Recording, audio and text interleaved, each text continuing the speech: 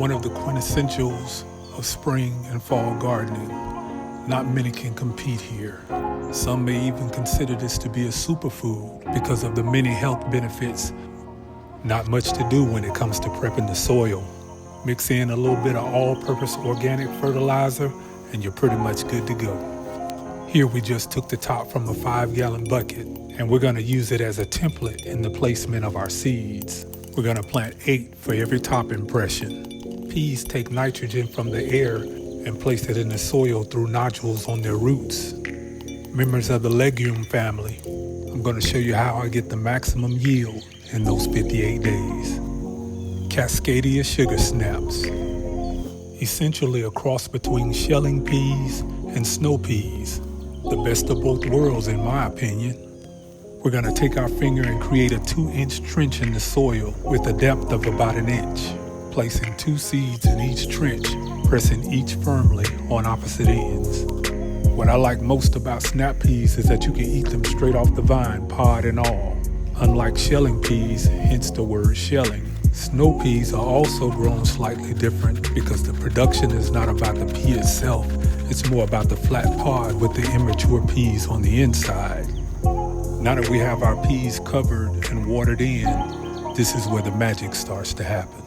8 to 12 days, and we're greeted with new life.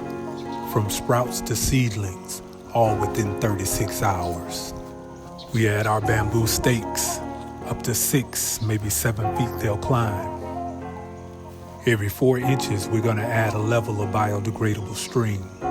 In just 2.5 weeks, the tendrils are starting to reach. Week 4, we're gonna help train them to the trellis.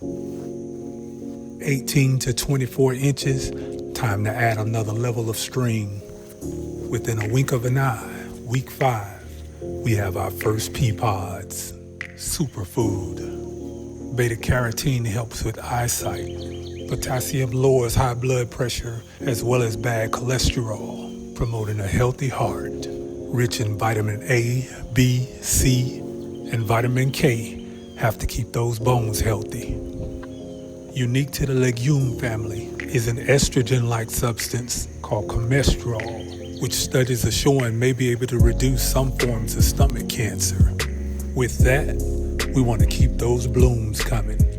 My favorite by far in the garden is Alaska Fish Fertilizer 0-10-10. Remember, snap peas produces its own nitrogen, but we're going to give it a boost of phosphorus to promote more blooms, and potassium to help build those cell walls.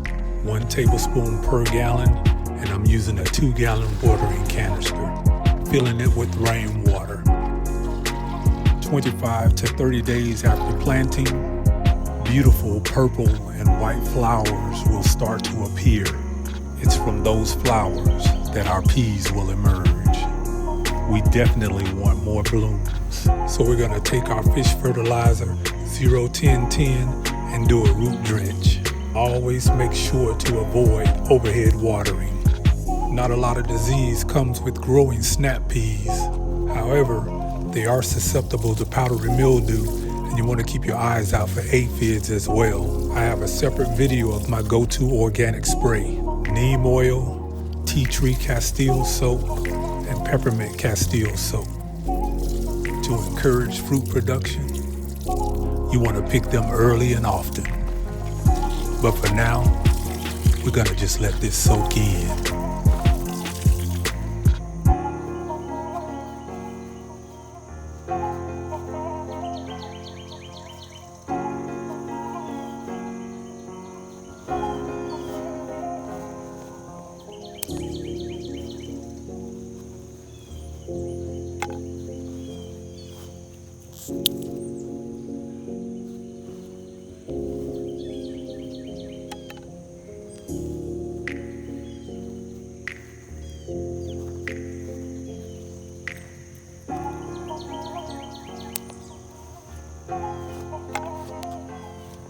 Now these won't make it past the garden because my favorite way to eat snap peas, a little blue cheese dip and straight off the vine.